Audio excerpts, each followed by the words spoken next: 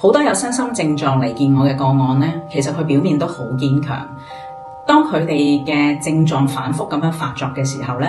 第一個關心嘅唔係佢嘅身體，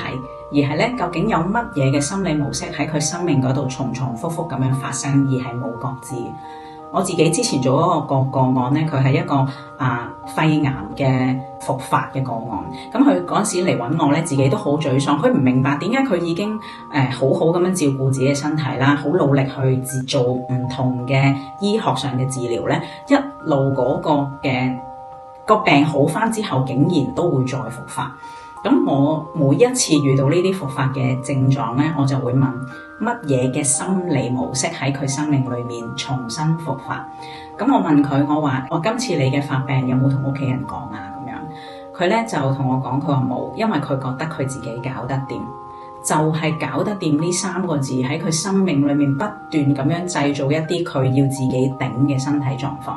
所以我喺同佢做諮詢嘅過程當中咧，我同佢一齊去連結究竟佢個肺裏面藏住乜嘢情緒。當佢靜落嚟去聯繫嘅時候，佢發現原來喺佢離婚嘅時候，因為冇人可以同佢分擔嘅關係，佢冇辦法，佢就係一路都以為就係要自己頂。所以咧，當我同佢一齊去釋放翻佢身體裏面嘅呢一種嘅悲傷，去承認翻其實佢係需要俾人關心，佢係需要俾人去愛錫嘅時候，佢亦都咧慢慢去放鬆落嚟。喺完成咗諮詢嘅幾日咧，佢會同我講，佢話佢每日都好攰，佢病咗咁耐以嚟都冇試過咁攰。其實咧，我聽到嘅時候，我即刻係恭喜佢，我話你終於都知道攰啦。